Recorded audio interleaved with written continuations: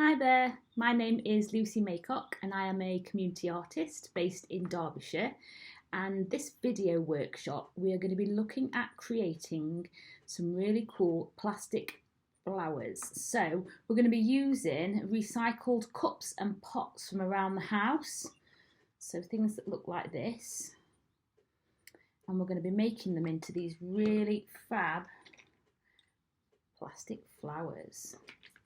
So there's a few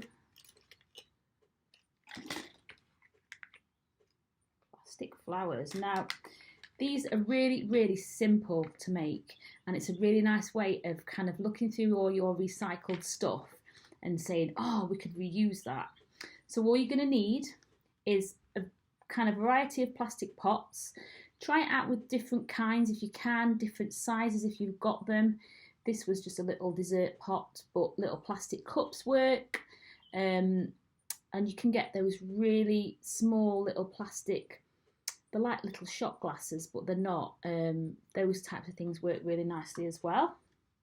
You're going to need either some Sharpie permanent marker pens or non-branded permanent marker pens, doesn't have to be Sharpie, or some paint pens. So I have got lots of these lovely Posca paint pens. You can buy, again, not Posca, you can buy unbranded paint pens, and both work really well. You're going to need a pair of scissors, and you're going to need an oven. So the first thing we want to do is look at our plastic pot, and we're going to colour it in. So I'm going to choose a colour that I want to use on the bottom of the base. So I am going to choose some yellow because I think the yellow looks really lovely. Now I'm actually going to colour the inside of the pot. So on the inside of my pot I've got two different rings. I'm going to do the inner ring a slightly different colour to the outer ring. So I'm going to colour this in using my pens. Doesn't matter if it looks scribbly. Your Sharpie pens will create a different type of colour to the paint pens, but again, it doesn't matter what you use. Both work really well. I've done the inside of the circle yellow, and I'm going to do the outside of the circle red. Really like yellow and red together. The best thing about this is because this pot has got these little ridges on, it acts as a guide of where you need to put your pen. So it's really hard to get it wrong.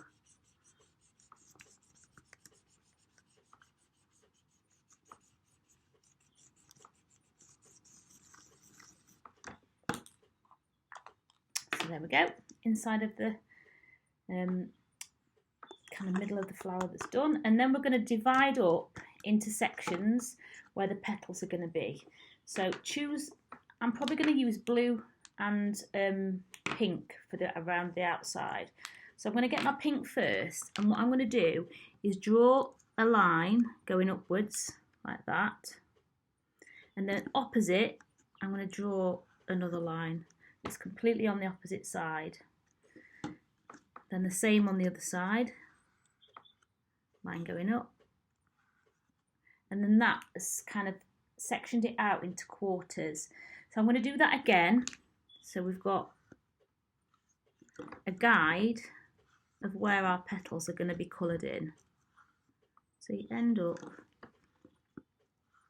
with those lines going round. So the next thing that you need to do is colour in your petals.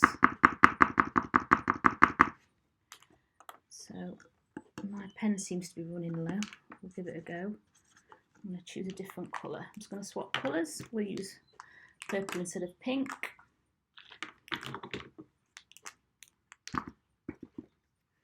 So we're going to colour in.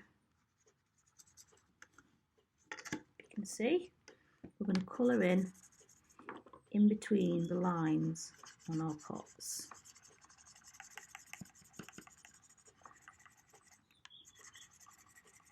Doesn't matter if it looks a bit scribbly, absolutely fine. Sometimes it actually adds to the really nice end effect. Right up to the edge, we're going to colour in, and the top where the lip is, because this pot has got a little lip on it. So we're going to colour that bit in as well. It's all around. And then what I'm going to do is I'm going to alternate colours. So I'm going to carry on with the purple. I'm going to miss a section, and then the next one I'm going to do purple.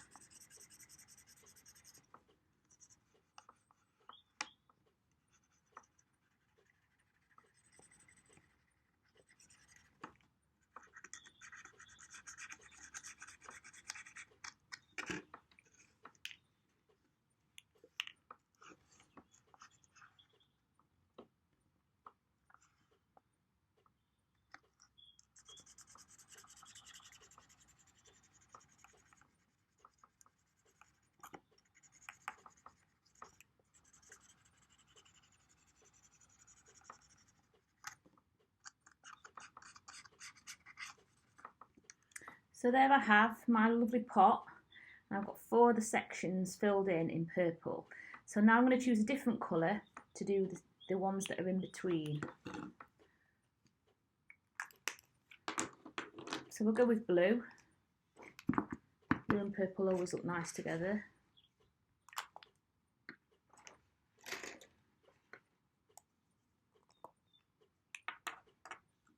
Exactly the same. We're going to colour each one.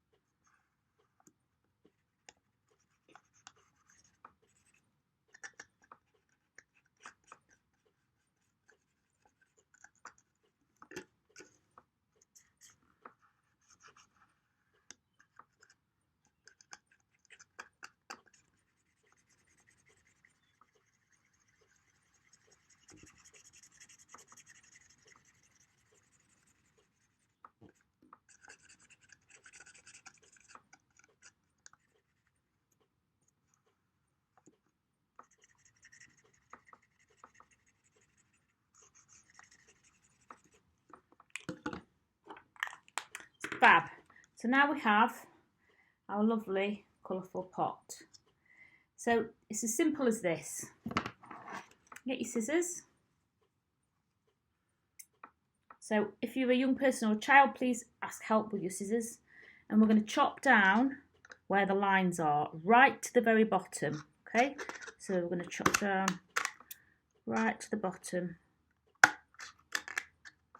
It doesn't matter if you accidentally miss the line or the line's a bit skew with. because when the plastic folds over, you'll not even notice.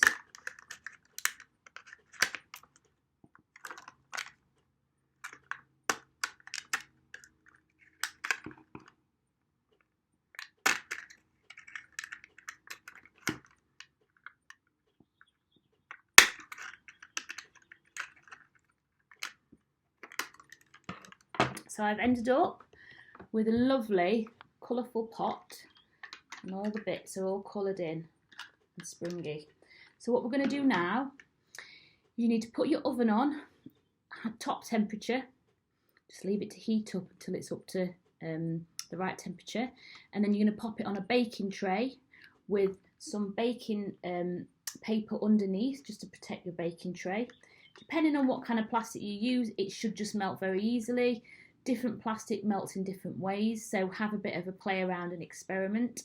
And we're going to sit them on our baking tray like that way up, okay, so that the petals will melt downwards. And once the petals have melted downwards, they end up looking a little bit something like that. Really cool flower. So I'm going to go and pop this one in the oven, and I will show you the results. So my flower is out of the oven,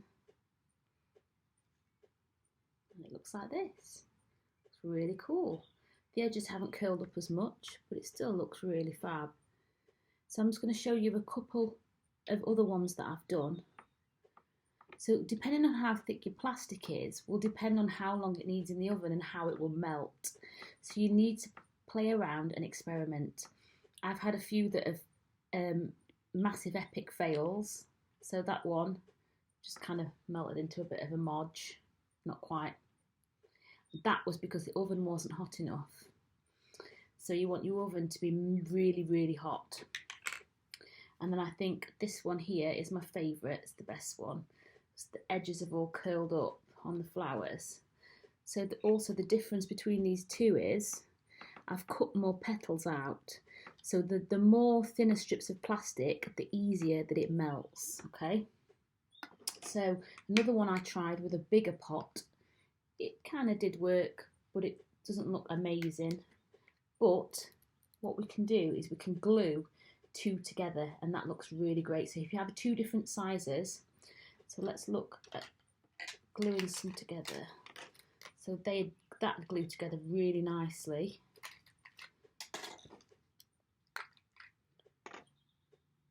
Difficult sometimes to figure out which bits are going to glue together because you need to make sure that the plastic touches somewhere to glue it. So we're going to use these two. Now I'm going to use a hot glue gun, but you don't need a hot glue gun, just some plastic glue. So glue that's kind of will adhere plastic together. You could probably use super glue. So kind of like multi-purpose glue that you can get from most shops. I'm going to glue these together. So I'm just going to put a blob on the back of this flower here. The reason I'm using a glue gun is because it works instantaneously. And I'm going to press them together. Now if the middles don't meet, you don't have to glue it in the middle, you could glue it at the edges. So wherever it'll fit. Because it's a hot glue gun, straight away that should stick. So I'm just going to hold it together while it dries. So one more thing worth mentioning is when you pop it in your oven, it's not going to take long, just a matter of seconds. So what I always do is I pop it straight in, and then I sit in front of the oven and I watch it melt. And then when it's all melted down or curled up around the edges, I'll take it out. If you take it out too soon, before all the plastic's melted down, it's really hard to get it to do the shapes that you want. So don't take it out too soon. So there we go, we have beautiful plastic flowers glued together. If you wanted to, you could put some wire on them. You can hang them. You could use them in decorations.